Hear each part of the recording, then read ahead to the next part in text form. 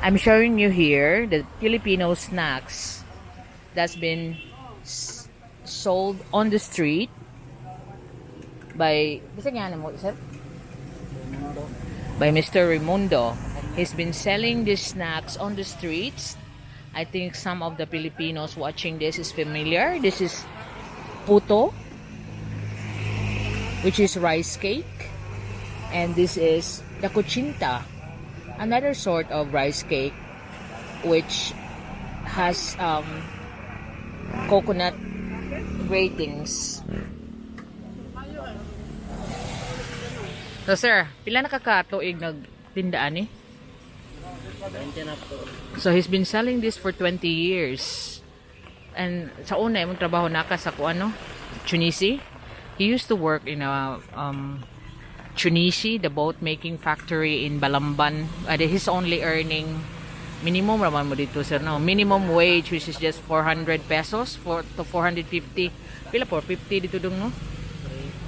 360 round. So kanusa ka ni hunong kuan kanang trabaho dito?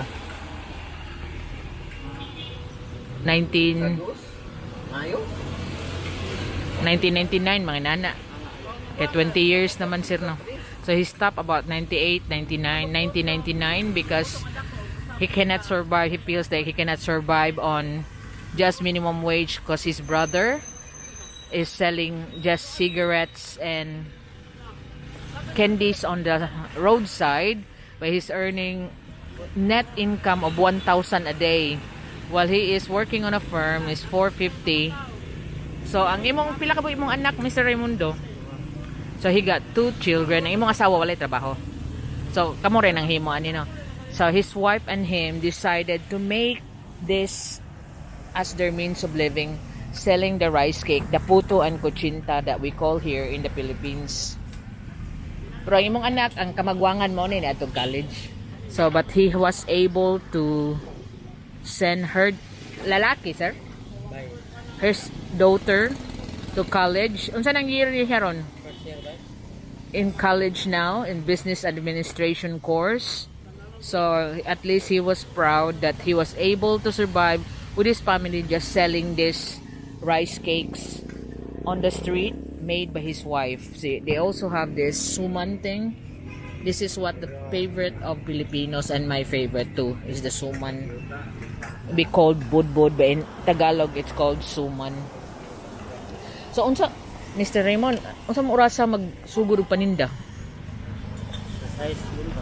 So 6 o'clock in the morning they already start selling this on the street, and they made ang amputo sir ba inyong himuon gabi na.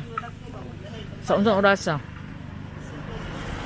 Kining kuto kuning kini alas 3 alas 2 sa kadlaw nimo. So they cook the rice cakes about 2 o'clock they start because it's a long process to boil this, make the rice pops, the puto. So 2 o'clock in the morning they start making that niya kang kuchinta.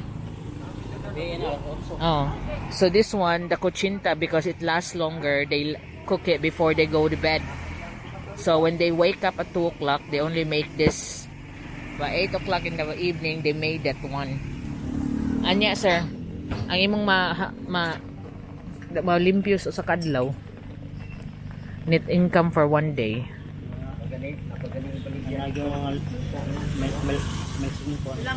So his minimum for whole day kanang guta kanto na alas 6 na sad, alas 6 to alas 6.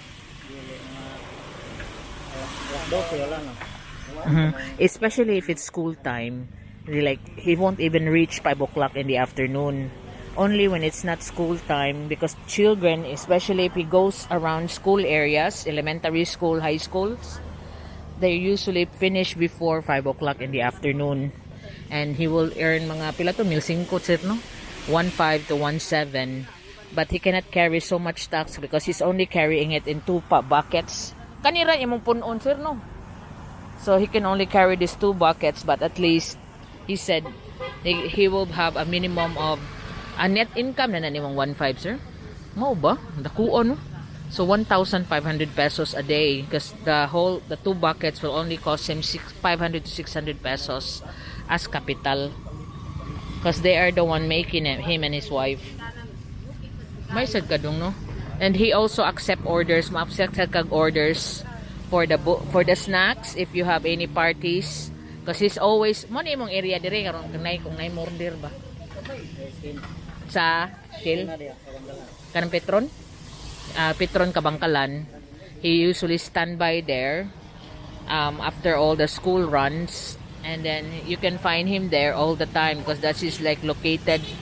A lot of people buy there because that Petron Kabangkalan is also across a market, so that's where he get most of his sale apart from his usual route of the school.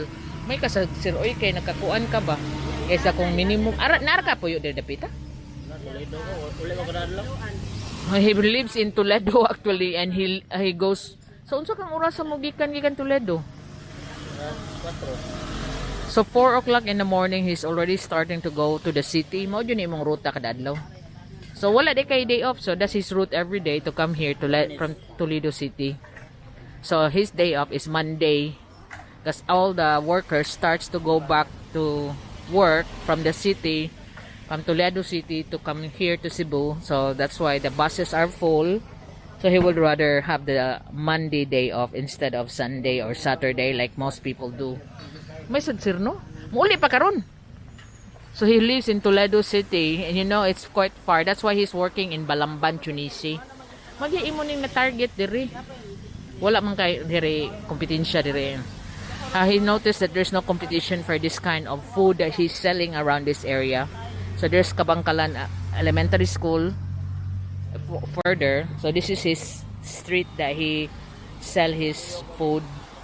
But most of the time, when it's school days, it would not reach 5 o'clock. He'll be going back home. Magbasa ka pa ito dito, sir? Mao ba? So for 20 years na ka naninda diri o lain-lain sad? Dire di ko naninda. So before he stopped working, they already been finding where is the area that he will be selling all his snacks here. So when he stopped working his minimum wage job, this is directly made this into a business. So this is the Puto Cochinta vendor here, and as you can see, not all Filipinos are needing or needing help. They can do something. I don't believe that some channels are saying that, oh, you have to help people because they can do nothing. They can do something unless they are really disabled or elderly. Then of course you can understand that we need to help. But if you're still but able to do something, able body, then why not? May ka sir kay kon pila na edad nimo sir? He's 44 years old. He stopped working when he was 24 de ka ato ni Hunong. Pero pila ka how many years nga nag-work ka sa Tunisia? Pila ka tuig? Wake about tuig. So he's just only working for like less than a year, then he realized minimum wage is not really the thing for him, and you're so restricted with time. May sad sir kay dako ninon kag kita kasi minimum patay.